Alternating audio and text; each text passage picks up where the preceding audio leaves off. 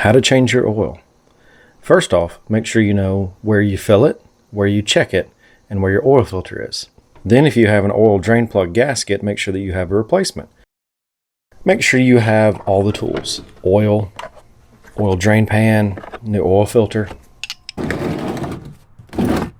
Make sure you warm your engine up and turn it off. This is a very important step. You don't want to miss it. Now your pan is underneath your engine. It's time to actually drain the oil.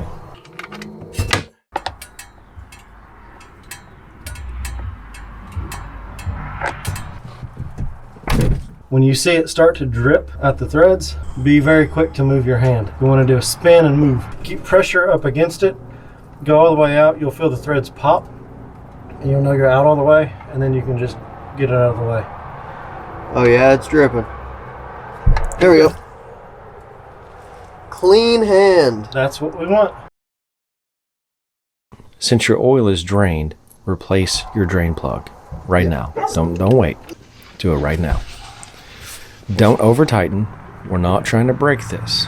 You can strip the threads on the oil pan, and that's a bad day. We want to wipe up any mess that we've made.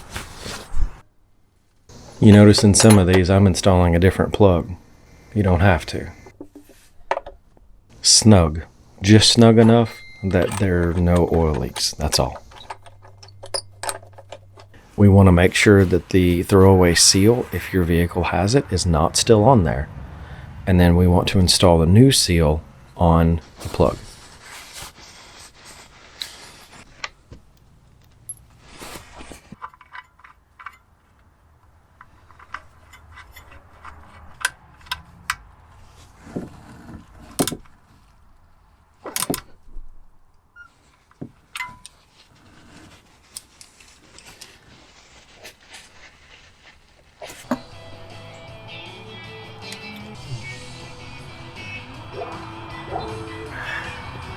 Now is when I remove the oil filter.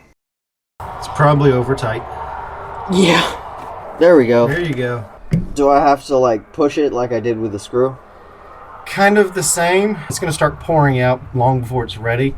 And what you'll kind of want to do is kind of get on top of it so you're not under it with it dripping down your arm. You'll kind of want to be on top as much as possible, and even if your arm has to be like T-Rex. What do you mean on top? You're on the bottom of it as the liquid would flow. You want to be on the... I mean, this is like as high as I can go. No. On this side of it. Like that? Yeah. It's weird. I would have to get on that side. You might need to. You're going to get messy like this because we have to have a camera. See it pouring? I do.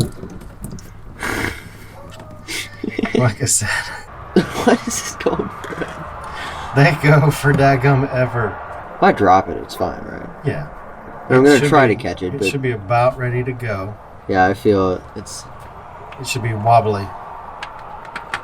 There you go. Perfect. That happens. Just drop it. Caught it.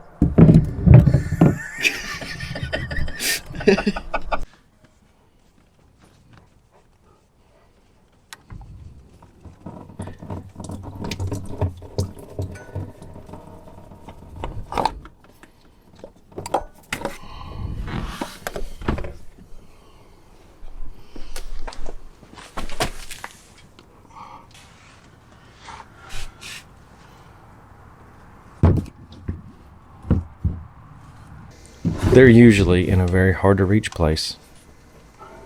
You have to be very awkward so you can access them.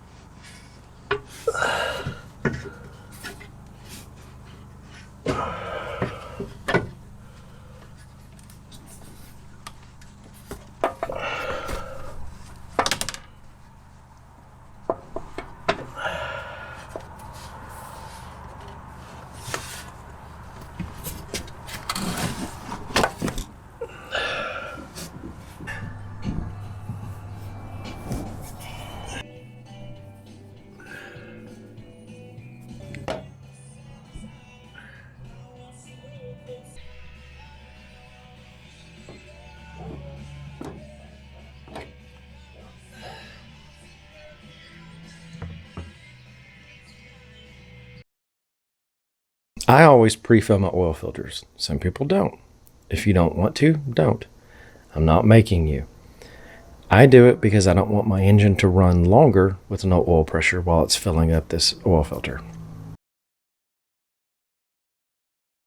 Make sure that your seal around the oil filter is greased. Whether you pre-fill or not doesn't matter. That seal needs grease on it so it actually seals up. And then let's go ahead and wipe up any extra oil, any mess that was made. We want to do this as cleanly as possible.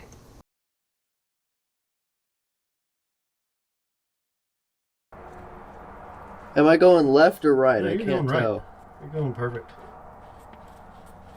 All right, so when it contacts, you want to do another rotation. Was that a rotation? Hair more. Perfect.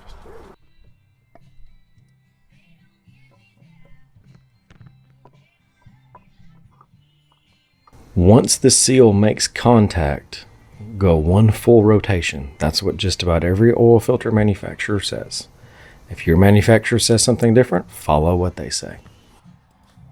If you pre-fill and you're installing a sideways or upside down oil filter, it can't take much oil, so don't fill it and then make a big mess afterwards. I always have my drain pan underneath just in case I spill something.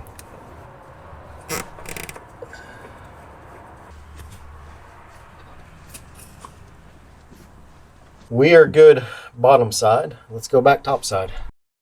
Now that we have our oil drain plug back in and the oil filter in, now it's time to actually add the oil. And if you need oil, I am an Ames oil dealer. I use this funnel that I got from John Deere. It's really nice because I can just screw the lid on and then I don't have to wash it every time and it stays nice and clean.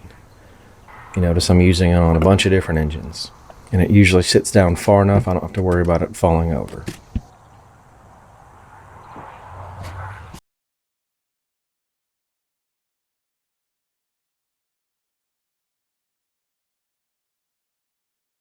Now that we have a good amount of oil in here, we need to verify how much we do have. So, nice clean rag. We'll wipe off this dipstick. There's a low mark and there's a high mark. Push it in, let the oil settle, which doesn't take long. And then we'll pull it out and verify. We are not quite to the high mark. I always like to put mine on the high, so if I burn any, lose any, whatever, I've got extra. So a little bit more and then we'll be on the high. We want to pull it all the way out, wipe it, stick it back in so that any oil that might be on the side isn't messing us up.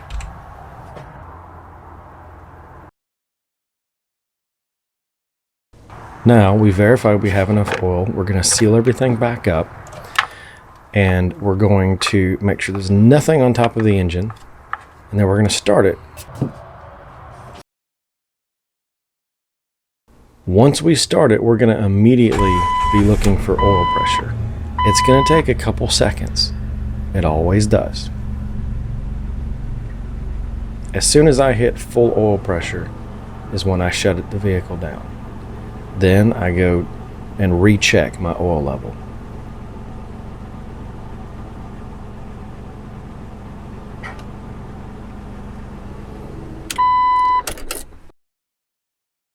This is the final check. Again, we have to pull the dipstick all the way out and wipe it. There's been oil thrown all over.